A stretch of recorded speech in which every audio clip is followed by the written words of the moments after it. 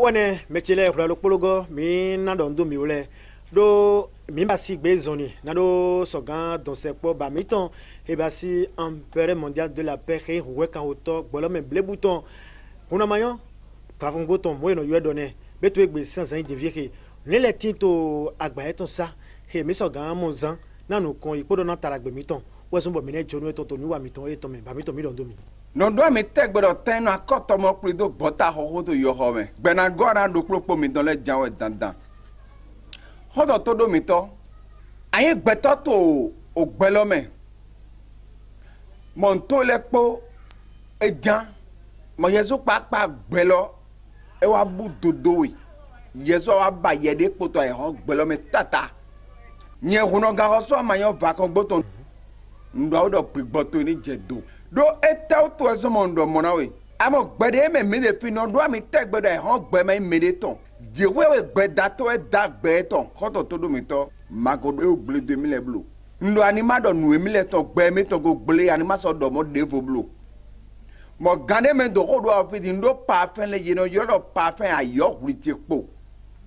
e do to me ko so la de mo yo mo kon yuna mo de pepe de ale gbon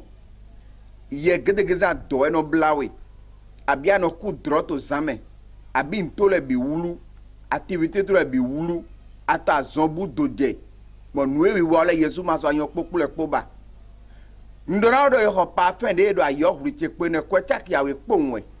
anaba desreziama bokusu do sime ganji be na pe sino me ana ko pa fen lo blebura akondo klo bide me o vino le asino le mele bi na le anaba bo humo ko tuegbe hundo hoto we me hundo boutique to me gbegan so go lo na we nu me sere po na zewe do aga jan we dandan di khosu do khosu gan so zewe do aga ni mi jo pa fen de do ayo ku che po ne do mi wo nu amayon do ni bo no yo do avali jevo e do ki se po to azeke po mo pe to avali ten ndo avali jevo ayi gbeto to egbe di ma zewe to agbangba na we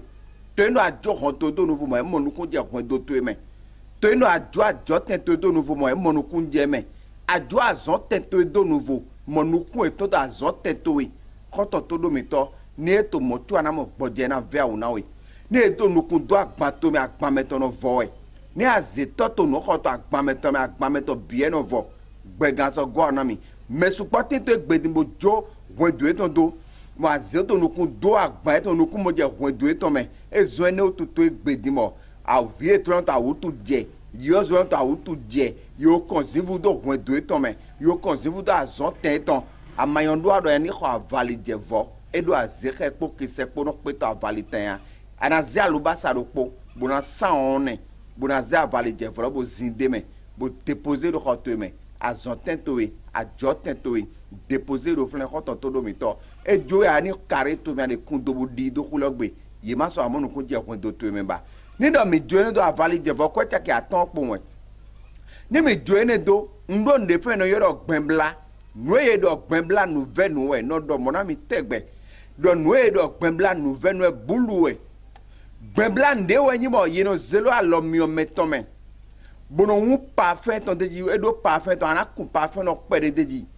ye no je wene nu e bate nu e diante nu e to wi wawe nu e zi rudo ado ye no dona gbenbla no ye do gbenbla we gbenbla no wana me azonde zo gbenbla no wa ai mered ma sito e hombo jowe do bo do vle do kodina we abi anyi mered mo ye nyawe zo azome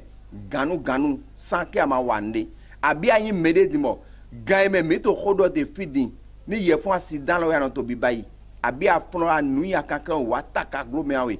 hoto todo me to te pone avali jevoni bi okwedo to me no pa fen no deji no bio nui no e bate no yido khode dagbe na vito ele no edo khode dagbe do foye to koto todo mi to no e pe jiwere matin boyin esprit mauvais no yen yabo na wawe Hounongan ho so amanyo vako boton do ami do matin mi jo gbenbla do koto todo mi to ndo ami do ke amanyo po mat do poto flen ai sunu kweto ewe sunu kweto e matli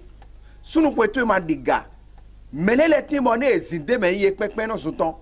khoto todo mi to ne ayin sumbo to te sunu ko meton nuwe bo yin nubo no pen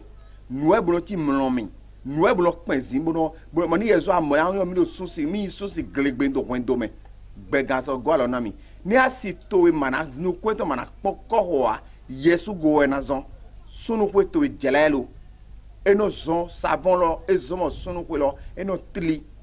mo taito no blo bono vivi pipon na ezagbon yino e savon no bono klo machine lona a klo sunu kweto e bo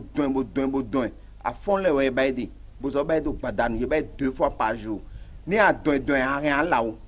3 minutes o pe we ehun ke so bayi azato me bayi ni do mi to bi bayi mo mi modo de te enyone mi bodote amo pomade de ndolo pomade wo no zo we no sien we eno sien mo to kampe mo ni da te jijo enu eno yo eno de eno juro mo to blanjagun no awele no po me kwecha ki aton yeme sunu yedo vikima to sito me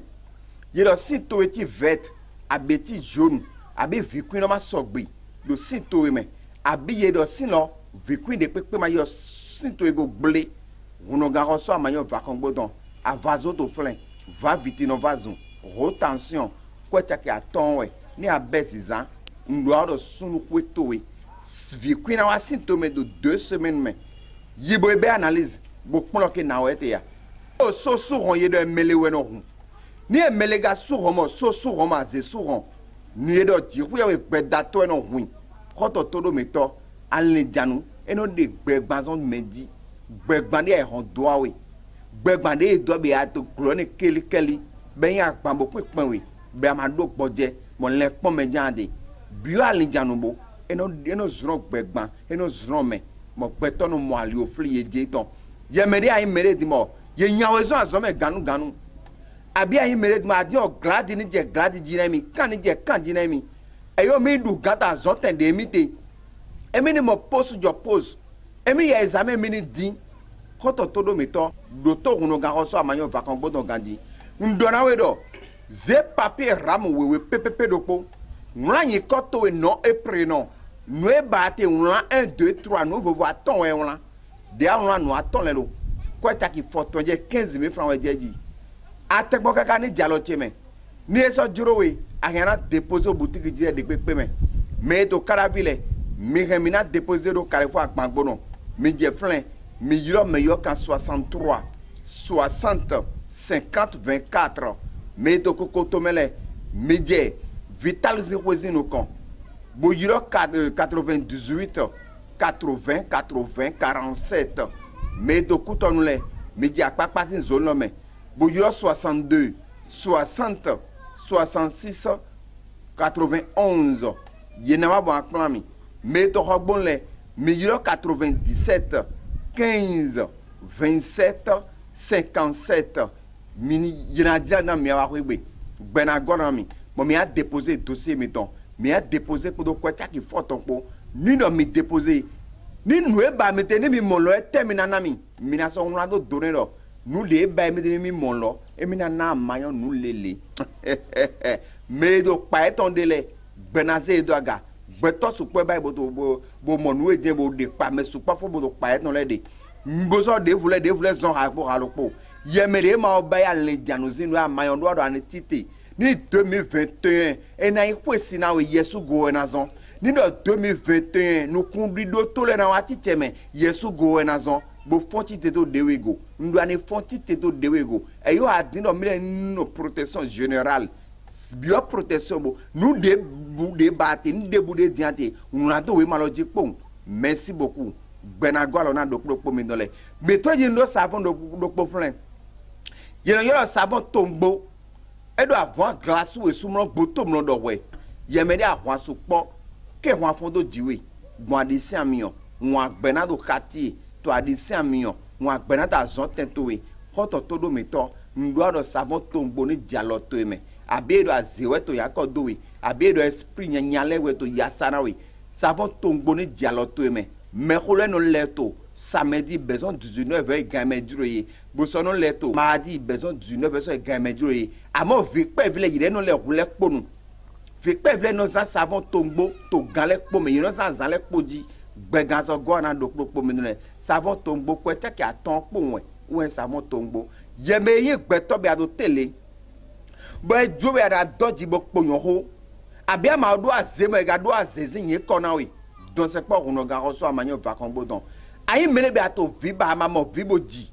Ye do flevo to e gle royu e do de nuwa. Abi nu no roi do ho mena we. Abi na jo je flevo le ye ho mena wuli we ando zingidi kaka we po bora mo flevo to we. Hoto to do mito. Abi flevo yo atole e no topo don la jijale po klete. Abi ayi mele be te ba dogodo ki kloto nu na we. Don se po Hounongan Amagnon va kongo don. A zongbo e no yo 7500 po tian we da we. Batiri bo mi to do fun beto ma mo do na we ko ta ki awo we amo mi fran gbe yo ground do po de me gbe gan to zewe daga ni do e dialo to me de na zan gbo ina tu mo na we do be na zan a fon le we zan de e ma do zan mo no e ba nte mbakpo ana mo jan we gbe na go na do pro mi dole mo no ye do e 1000 nu wa de do te mele po gbe to le po do a chebu na bayin do e to me ki go to e to me ye to e mon gagne Amagnon to rodoir de meilleurs quand il sous ton parc par 97 15 27 57 teme yetindole wana yeko zelo to mena miule lepodi eto miule sous les sous par passi 97 15 27 57 mi dondo mi mini boa